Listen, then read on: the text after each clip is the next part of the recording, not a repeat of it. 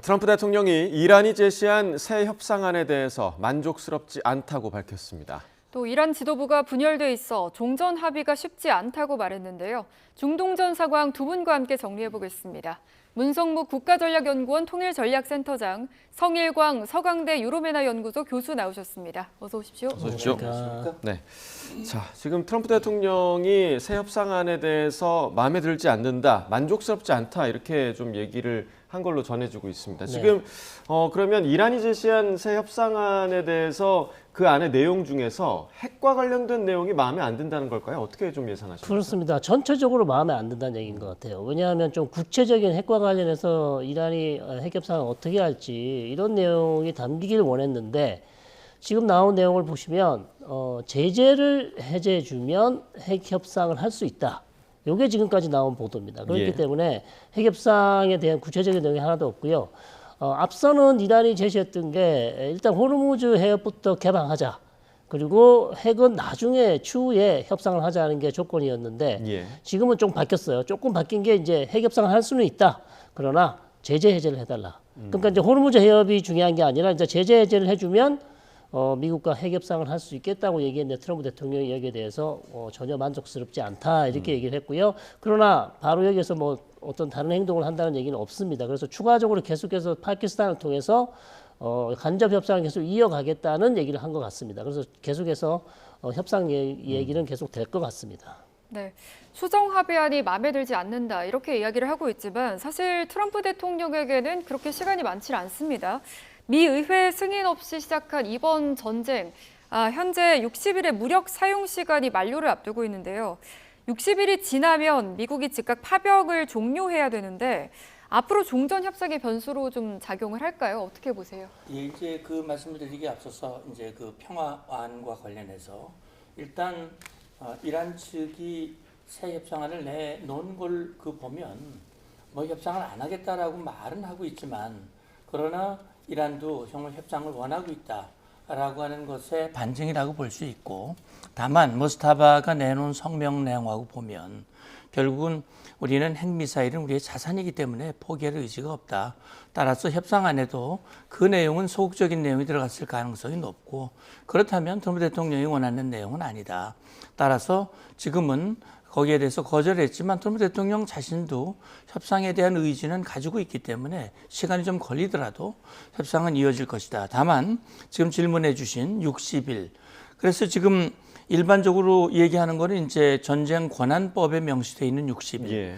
의회 승인 없이 전쟁할 수 있는 60일이 시한이 이제 2월 28일부터 시작을 했지만 의회 보고는 3월 2일. 그때부터 따지면 5월 1일 현지 시간. 이게 이제 딱 60일이 되는 날이거든요. 근데 여기서 이제 우리가 좀 참고할 수 있는, 다시 말하면 지금 트럼프 행정부의 인식을 엿볼 수 있는 내용이 헥스체스 장관의 청문회였어요.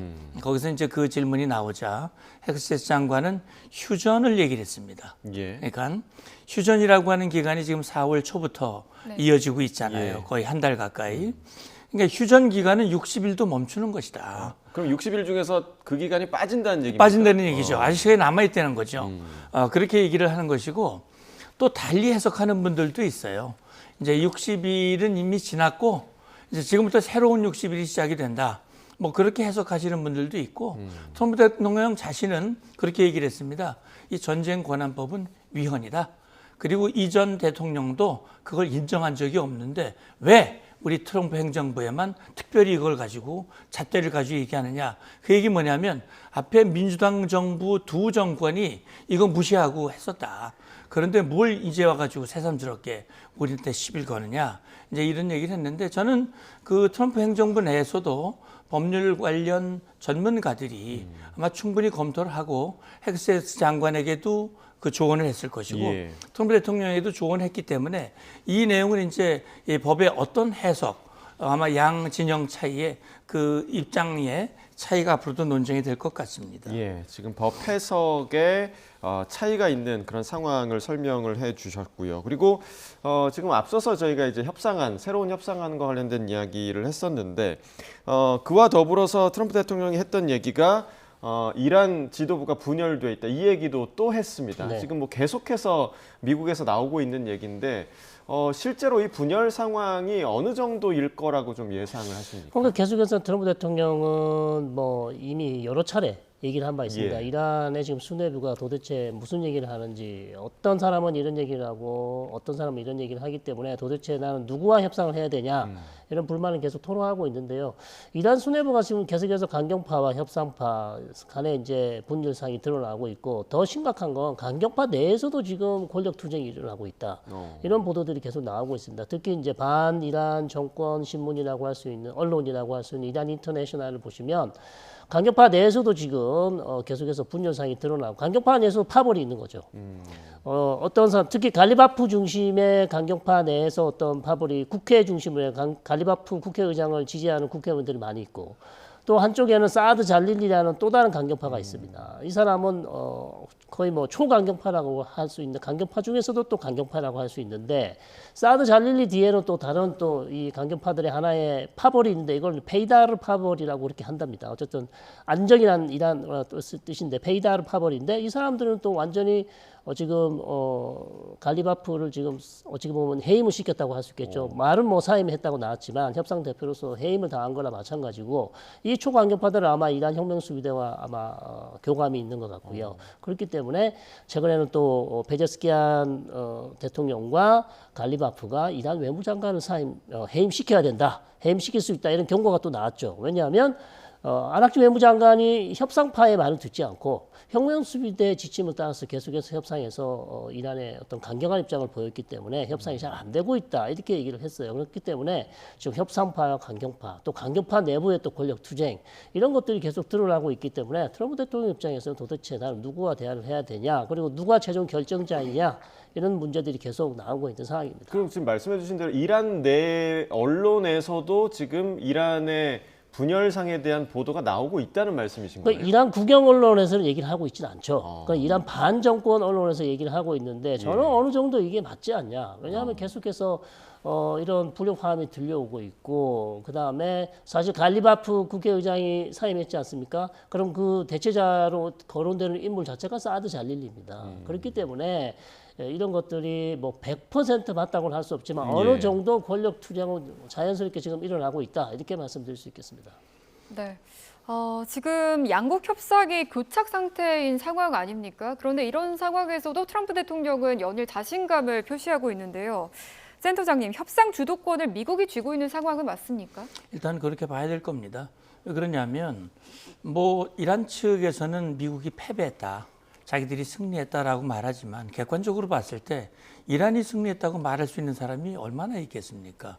권투로 비유하는 게 적절치 않을지 모르지만 저는 뭐 거의 TKO 패에 가깝지 않을까, 이란이. 그런 생각이 들고요.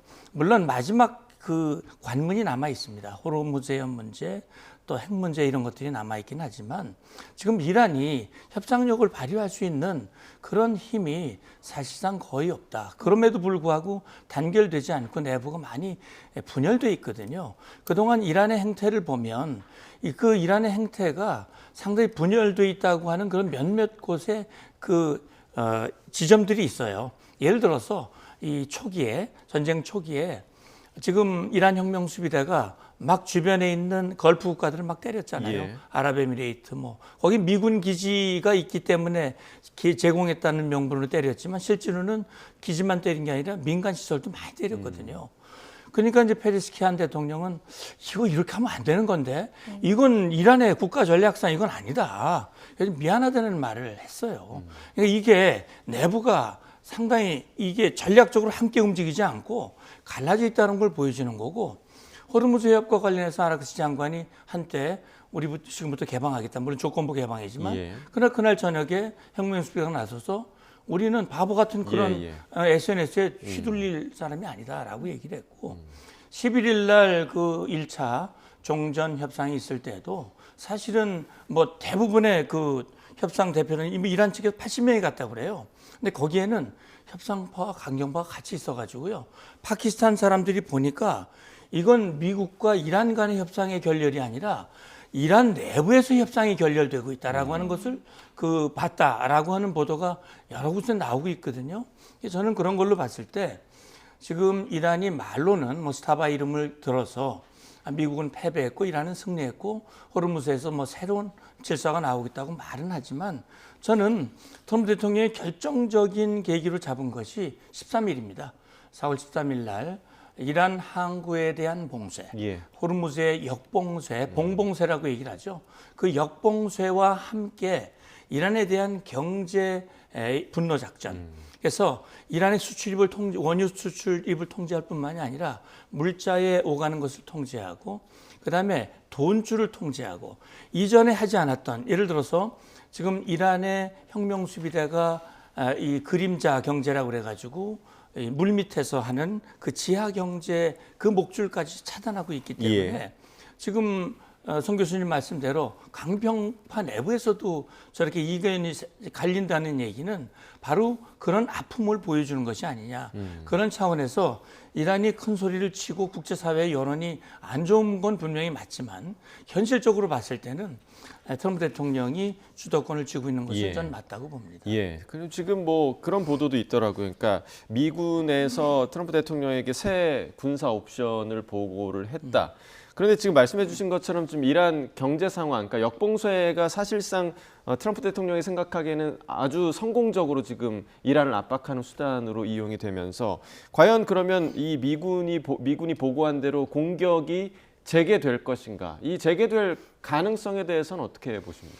가능성이 열려 있기는 하지만 그 가능성이 몇 %냐, 얼마나 높으냐 이렇게 들어간다면 트럼프 대통령 자신도 나는 그걸 별로 원하지 않는다고 얘기를 했거든요. 그러니까 지금 보도된 대로 중부사령부가 트럼프 대통령에게 5가지 안을 보고를 했다.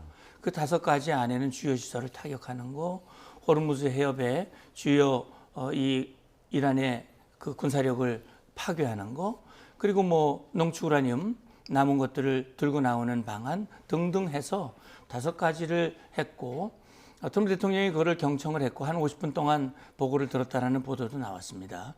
그러나 이후에 기자들 질의응답 과정에서 트럼프 대통령이 그 선택지가 있기는 있지만 나는 그걸 실제 사용하기를 원하지 않는다라고 얘기를 했고 이건 또 앞서 질문 주셨던 전쟁 권한법에 대한 논란과도 연관이 있고 지금 긴장이 고조되면 역시도 유가가 다시 올라가게 되고 국제사회와 미국 국내 여론이 안 좋은 그런 부담들도 있고 실제 그렇게 더 파괴가 되면 지금 미국이 원하는 건 이란의 파괴가 아니라 이란의 지금 혁명수비대 다시 말하면 이란 국민들을 고통스럽게 만드는 저 정권의 잘못된 생각을 바꾸고 그 역량을 약화시키는 것이 목적인데 국민들을 더 괴롭게 하는 것은 사실 트럼프 대통령이 원하는 건 아니거든요. 그런 차원에서 고민이 많을 것 같습니다. 네. 계속 협상이 교착 상태에 놓인 이유가 트럼프 대통령이 이란의 핵 보유는 절대 인정할 수 없다 이런 입장을 고수하고 있기 때문인데요. 결국 종전 협상의 키는 이런 핵 보유가 되겠죠? 그렇습니다. 가장 중요한 문제, 미국의 이 트럼프 대통령이 중요하다고 여기는 문제는 호르무즈 해협도 중요하지만 핵 문제거든요. 그러니까 문제는 이제 이란 측에서 얘기하고 있는 것은 핵과 관련해서는 지금 최근에 모스타바가 성명을 통해서 밝혔지만 핵과 미사일은 우리가 가장 중요한 것이다. 준수할 것이다. 수호할 것이다. 이런 얘기를 계속 해오고 있기 때문에 과연 그러면 실제 협상이 시작됐을 때 과연 이란이 미국이 원하는 어느 정도의 조건을 충족시켜 줄 만한 그런 양보를 할 수 있을까? 자, 그런 이제 의구심이 들 수밖에 없는 거죠. 왜냐하면 핵과 관련해서는 우리가 절대 뭐 양보할 수 없다는 그런 함의를 담은 그런 성명을 계속 발표하고 있기 때문에 그래서 앞으로 협상이 진행되더라도 핵과 관련해서는 상당히 미국과 이란 간에 난항이 예상된다 이렇게 전망할 수 있겠습니다. 예.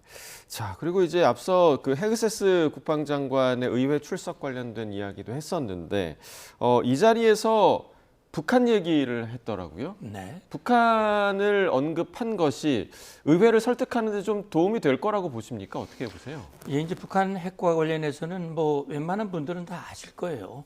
결국 90년대 초에 북한 핵 문제가 불거져서 1차 핵위기가 있었고 북한이 NPT를 탈퇴했죠. 그러다가 다시 복귀했다가 재탈퇴를 하는 그런 과정들이 반복이 됐는데 사실은 국제사회가 미국을 비롯한 국제사회가 북한 핵 문제를 대화를 통해 외교적 방법으로 해결하기 위한 그런 노력을 지금 30년이 넘게 이어왔지만 예. 결과적으로는 실패를 했거든요. 그러니까 중요한 시기를 놓쳤다는 얘기예요. 물리적인 해결할 수 있는 방법을 놓쳐버렸다.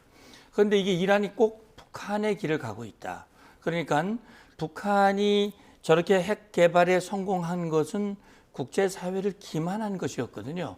우리는 핵 개발할 의지도 없고 능력도 없다. 라고 얘기를 하고 핵 관련된 합의를 여러 번 했습니다. 남북 간에도 했었고 미북 간에도 했었고 육자회담을 통해서도 했었고 합의를 했지만 하나도 합의를 지키질 않았어요. 예. 계속 기만을 하고 결국 그러다 보니까 국제사회로서는 정말 허망한 그런 결과를 가져왔다. 그런데 이란이 핵을 갖는 것은 북한이 핵을 갖는 것과 저 급이 다르다는 얘기죠. 다시 말하면 북한이 가지고 있는 것은 북한이란 국력 자체가 이란하고 비교가 안 되기 때문에 뭐 북한 가지고 어쩔 수 없다고 하지만 그러나 이란이 갖는 것은 이건 중동은 물론이고 전 세계를 미국을 위협하는 것이기 때문에 결코 수용할 수 없다. 그러니까 그동안 대화를 통해서 외교적인 방법으로 접근하고 해결하려고 했지만 이란의 핵 야망을 꺾지 못했고 실제 441kg이라고 하는 60% 농축우라늄은 이건 핵폭탄을 갖기 직전이었거든요. 예. 이걸 그대로 놔두면 그냥 핵무기화 되는 것이기 때문에 우리가 2월 28일 날 이걸 타격하지 않을 수 없는 절박한 상황이었고 지금도 이 전쟁을 마무리 지으려면 이 부분이 해결이 돼야 된다. 이게 해결이 되지 않으면 이거 제대로 마무리할 수 없다라고 하는 이 얘기를 하는 것은 북한의 이 핵 개발을 막지 못한 실패 이걸 반복하지 않겠다. 이게 바로 이번 이란 정전의 명분이고 지금 종전협상의 키워드가 바로 이란의 핵을 포기하는 이란의 비핵화다라는 얘기를 지금 헥사스 장관이 하는 것이고 트럼프 대통령이 그걸 계속 강조하고 있다고 봅니다. 네, 그런데 여기서 또 살펴볼 부분이 미국이 북한의 핵 보유를 사실상 인정하면서 역설적으로 북한이 핵무장에 더욱 집착할 명분을 줬다. 네. 이런 지적이 나오고 있거든요. 그렇죠. 그렇기 때문에 이란에 관련해서도 미국이 이런 북한처럼 그렇게 해줄 수는 없겠죠. 그러니까 이란에서 계속해서 지금 핵무기 개발을 하고 있고 거기에 대해서 지금 강경한 모습을 보이고 있기 때문에 마치 북한에게 기정사실로 인정해 준 것처럼 이란의 어떤 우라늄 농축을 인정해 준다. 예. 그리고 지금 갖고 있는 고농축 우라늄 여기에 대해서 반출을 어느 정도 눈 감아준다. 예를 들어서 반출을 100% 하지 않고 어느 정도를 이란 쪽에 남겨둔다. 이런 정책을 하게 되면 미국 입장에서는 아마도 이란에게 잘못된 신호를 줄 수 있다는 것이죠. 북한처럼. 그렇기 예. 때문에 미국에서는 계속해서 우라늄 농축을 안 된다. 절대 안 된다. 제로 농축을 얘기를 하고 있고 이란 입장에서는 그걸 지금 반대를 하고 있는 상황이죠. 이게 이제 핵 협상에서 가장 중요한 문제인데 물론 미국 입장에서는 북한처럼 그런 잘못된 신호를 주지 않으면 안 된다. 잘못된 신호를 주면 안 된다는 입장을 이해할 수는 있으나 이란 입장에서는 또 본인들이 이거는 우리의 고유한 주권이다. 우라늄 농축 관련해서 우리가 어떻게 포기를 할 수 있냐. 여기에 대해서 계속 주장을 하고 있기 때문에 저는 이 부분에 있어서 양측이 좀 타협을 해야 된다는 거죠. 어느 정도 인정을 해야 되지 않을까. 그렇지 않고서는 이란이 결국 협정에 나오지 않을 거고 협상이 잘 진행될 가능성이 없다. 왜냐하면 2015년 오바마 협정을 보시면 3.67% 정도의 농축을 허용을 해줬단 말이에요. 예. 그렇기 때문에 이란 입장에서는 과거보다 훨씬 더 안 좋은 협상에 어떻게 우리가 합의를 할 수 있겠냐. 최소한 그럼 3.67%라도 우라늄 농축을 할 수 있는 권한을 줘야 되지 않냐. 지금 이란의 입장은 이거란 말이죠. 그렇기 때문에 트럼프 대통령은 이 부분에 대해서 조금 생각을 달리해야 될 필요가 있지 않냐. 그렇지 않고서는 핵협상의 진전을 보기는 좀 어렵지 않냐. 이렇게 보는 거죠. 이란이 대외적으로는 핵무기 개발을 하지 않는다는 입장인 걸로 알고는 있는데 네. 그런데 이렇게 우라늄 농축과 관련해서 계속 주권을 주장하는 이유는 뭡니까? 자위적인 차원입니까? 그렇습니다. 첫 번째 이유는 뭐 여러 차례 뭐 리비아 사태, 그 다음에 이라크 사태.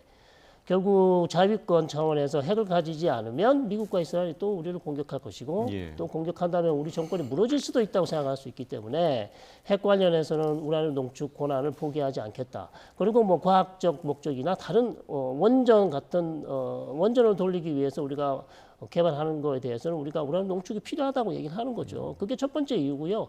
두 번째 이유는 이란 입장에서는 핵 기술은 어떻게 보면 자기 국민들을 위해서 국민들에게 내보일 수 있는 이란 정권의 가장 좋은 성과라고 할 수 있습니다. 이게 우리의 국민들의 자부심이다. 우리가 이란이 지금 경제적으로 어렵지만 그래도 우리는 세계 최고의 핵 기술을 가지고 있다.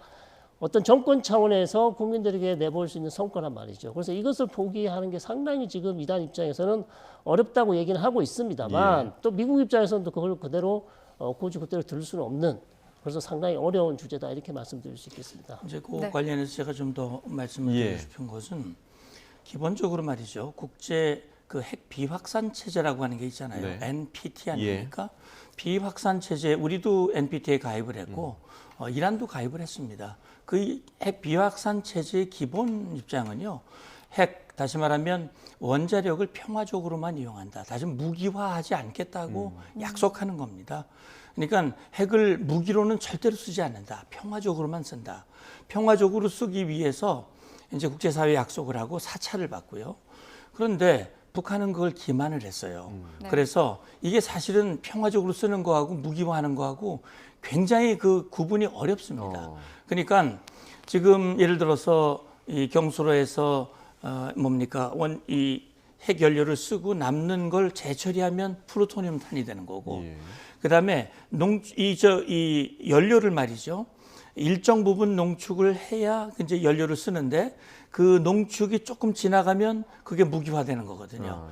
그러니까 이게 굉장히 경계가 불분명하기 때문에 철저한 감시를 받는데 이라는 말로는 우리는 핵을 평화적으로만 쓰겠다. 우리는 무기화하지 않겠다고 얘기를 하지만 그 마음은 우리는 반드시 무기화해서 우리 자유력으로 써야 돼. 이건 우리 정권 유지의 생명이야. 이렇게 얘기를 하고 있는 거거든요. 이건 굉장히 이중적인 거란 말이죠. 그러니까 저는 그렇게 생각합니다.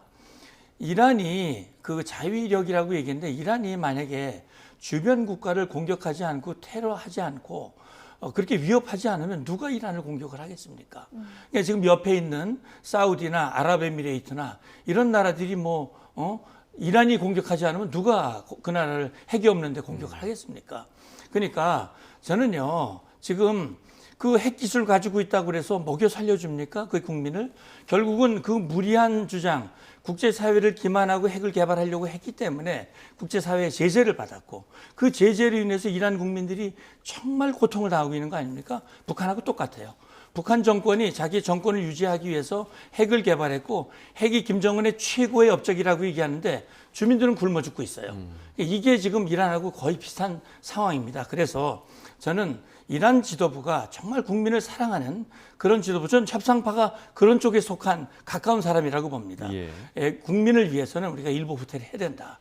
그러니까 이란이 평화적인 그런 이란, 우리는 정말 평화적으로만 사용할 거야라고 하는 확신을 미국과 국제사회에 주면 농축권은 줄 겁니다. 언젠가. 그게 시간이 얼마 걸릴지 모르지만 줄 겁니다. 우리도 농축권은 지금 받기로 합의했잖아요. 그러니까 그런 부분들을 좀 판단해야 되는데 전 혁명수비대는 지금 이란의 정권은 이거 내려놓으면 우린 정권 끝이야 라는 생각을 갖고 있는 것 같아요. 네. 이번에는 호르무즈 해협 이야기로 넘어가 보겠습니다. 이란이 호르무즈 해협 통제권을 더 강하게 주장을 하고 있습니다. 호르무즈 해협의 새로운 법적 규칙을 시행하겠다 이렇게 엄포를 놓고 있는데 이거는 어떤 의미로 봐야 될까요, 센터장님? 그러니까 지금 이란은 호르무즈는 자기들의 주권이라고 얘기를 하고 있단 말이죠. 그리고 이란 의회에서 그걸 이제 법제화시켜서 적어도 호르무즈 해협은 이제 이란이 권한을 가지고 통제를 하겠다라고 하는 것을 얘기한 거거든요. 새로운 법적 규칙이라는 게 바로 그런 거거든요. 그런데 지금 미국과 국제사회는 그건 결코 인정할 수 없다. 국제법 애도 위반일 뿐만이 아니라 그런 역사적인 전례도 없는 것이고 그건 있을 수 없는 것이라고 하는 확고한 입장을 보여주고 있고 이란이 결국은 미국과 이스라엘의 공격에 맞대응한 게 이제 호르무즈 해협의 통제였고 휴전이 발효됐음에도 불구하고 휴전의 조건인 호르무즈 해협의 통제를 계속해 나갔단 말이죠. 결국은 그런 잘못된 행동에 대해서 미국이 그 역제재를 한 것이 바로 이란 항구에 대한 역봉쇄거든요. 그러니까 미국은 어떤 형태로든 이란이 지금 주장하고 있는 해협 통제권, 여기에 대한 뭐 새로운 규칙 이건 결코 인정할 수 없다고 하는 것이고 이건 국제사회의 일치된 견해입니다. 예. 그래서 이건 그 호르무즈 해협을 공유하고 있는 오만도 여기 동의하지 않고 있어요. 그렇기 때문에 이건 이란의 일방적인 주장일 뿐이지 이게 실제 시행될 가능성은 전 거의 없다고 봅니다. 예.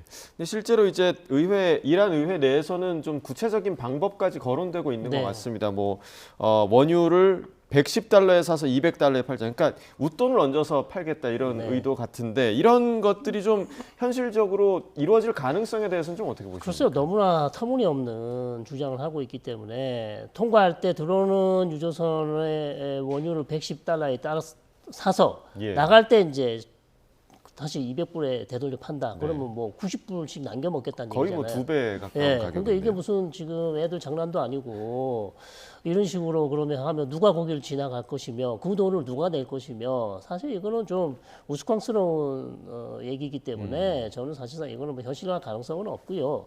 다만 이제 이란이 계속해서 지금 호르무즈 해협에 대해서 통제권을 주장하고 또 가능하면 통행료도 받으려고 하고 있기 때문에 예. 이 부분을 저희가 이제 좀 이게 뭐 그냥 협상을 위해서 그냥 해본 얘기 아니냐, 뭐 진지하지 않다. 왜냐하면 이렇게 계속 주장하게 되면 전 국제사회가 지금 다툼을 하겠다는 거잖아요. 그렇죠. 적을 만드는 건데 예. 어떻게 이런 주장을 계속 할 수 있을까라고 생각할 수 있지만 지금 이란이 하는 모습 행태를 보면요. 모스타바도 계속 얘기하고 있잖아요. 호르무즈 우리 절대 포기하지 않겠다. 그리고 이런 법안도 이미 나왔고 그다음에 통장도 이미 계좌도 이미 만들었고요. 예. 그렇기 때문에 저는 이 부분이 지금 이란이 상당히 진지하게 나오고 있기 때문에 국제사회가 이 부분을 앞으로 전쟁이 끝나더라도 이란의 이런 제안, 이러한 아이디어를 국제사회가 계속해서 이란을 외교적으로 압박해서요. 이런 짓을 하지 못하도록 막아야 될 필요성이 있다 이렇게 봅니다. 예. 네. 이란의 호르무즈 해협 관련 언급에 이스라엘이 발끈하면서 반박을 했습니다. 실제로 이스라엘이 이란 공격에 나설 가능성이 있다고 보십니까? 그건 언제나 열려 있다고 봐야죠. 왜냐하면 지금 이제 트럼프 대통령의 선택지가 두 가지라고 얘기를 했습니다. 하나는요, 협상을 통해서 정전을 이끌어내는 거죠. 그러니까 이게 뭐 쉽지 않은 과정이긴 하겠습니다만 시간이 걸릴 수도 있고 그렇지만 어쨌든 이란의 지도부의 생각을 좀 바꿔서 그렇게 해서 문서상 이란의 비핵화, 호르무즈 해협 문제들을 정리하고 정전. 그 대신 미국은 그야말로 빅딜, 이란의 경제적 필요, 호르무즈에서 푼돈 받지 말고 우리 제재 풀어주고 묶은 거 다 돌려줄 거야. 그다음에 2,700억 달러 그 복구 비용 다 그거 기금으로 만들어서 해줄 거야. 그러니까 걱정하지 마. 정말 이란이 새로운 이란이 되게 해줄 거야. 이게 이렇게 해서 빅딜로 합의가 되면 그 제일 베스트죠. 제일 좋은 겁니다. 근데 이제 그게 안 되면 일방적으로 자 시간 딱 놓고 결정적인 타격을 하고 그리고 나서 우린 이겼어. 그러고 나올 수도 있습니다. 그러면 이스라엘은 어떻게 할 거냐? 그거 인정하고 그냥 할 것이냐?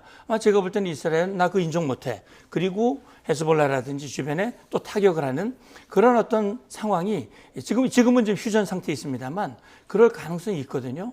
그러니까 군사적 충돌 가능성은 아직은 열려 있다라고 보는 게 맞을 것 같습니다. 예.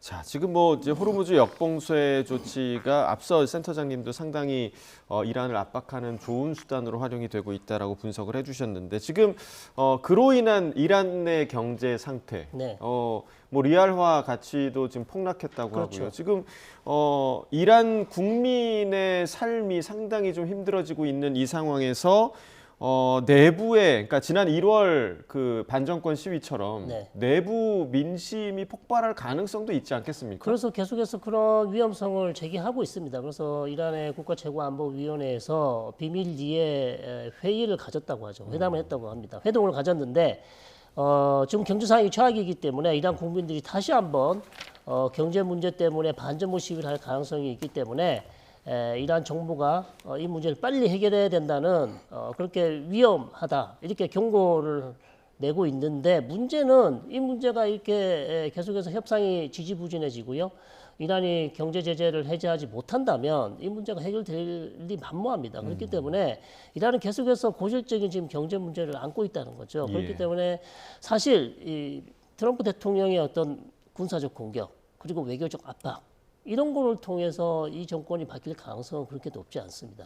오히려 내부에서 이란 국민들이 반정부 시위를 계속 심하게 한다면 결국 이 정권이 무너질 가능성이 훨씬 높습니다. 그렇기 때문에 이란 입장에서 가장 두려운 게 물론 미국의 압도적 군사력도 두렵지만 이란 내부의 국민들이 계속해서 이렇게 경제 문제를 가지고 반정부 시위를 한다면 이게 가장 두렵기 때문에 이 부분에 있어서 이란 현 집권 세력이 준비를 하고 있겠죠. 이 부분을 해결하기 위해서. 그러나 저는 또 이 부분 때문에 그렇다면 이란이 집권 세력이 그런 미국이 원하는 조건을 다 들어주고 그다음에 핵 문제에 있어서 어마어마한 엄청난 양보를 할 것인가? 또 그렇게 보지는 않는다는 거죠. 어느 정도 유지할 수 있는 수준을 계속 유지하면서 무너지지 않을 수준만 유지하고 계속해서 협상에서는 강경으로 나올 가능성도 있어요.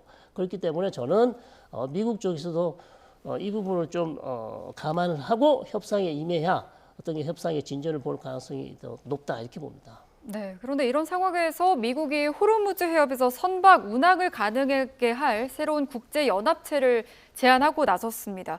교수님, 이건 어떤 내용입니까? 그러니까 이제 지금 뭐 영국과 프랑스 주도로 해서 사실 뭐 40개국, 50개국이 계속해서 줌 회의도 하고요.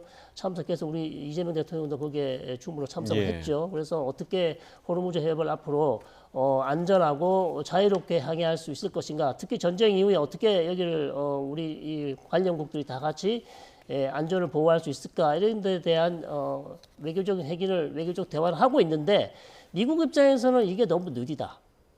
그리고 미국이 빠져 있잖아요. 그러니까 자기가 좀 중심이 돼서 새로운 연합체를 만들어 보고 싶어 하는데 문제는 과연 이미 유럽에서 하고 있고 그다음에 또 새로운 미국에서 또 새로운 걸 만든다는데 이게 중복되는 내용이기 때문에 일부 다른 국가들이 여기에 적극적으로 참여할지 그리고 중복되는 지금 조직이기 때문에 과연 그럼 역할 분담을 어떻게 할지 이 부분에 좀 의문점이 좀 있어요. 그렇기 때문에 지금 미국이 원하고는 있지만 적극적으로 다른 국가들이 여기에 참여할지는 좀 의문점이 남습니다. 예, 결국은 트럼프 대통령이 본인이 주도권을 가져가겠다라는 의도로 보이는데 이미 이번 이란 전쟁으로 인해서 유럽 국가들과의 틈이 좀 벌어진 상황 아니겠습니까? 그렇죠. 이 연합체를 과연 유럽 국가들은 어떻게 바라볼까? 미국이 제안한 이 연합체에 대해서 어떻게 좀 예상하십니까? 예, 그러니까 이제 트럼프 대통령이 입장을 좀 바꾼 것 같아요. 그러니까 그런 얘기를 했거든요. 호르무즈 해협은 우리와는 별 관계가 없다. 우리는 호르무즈 해협 별로 사용하지 않는다.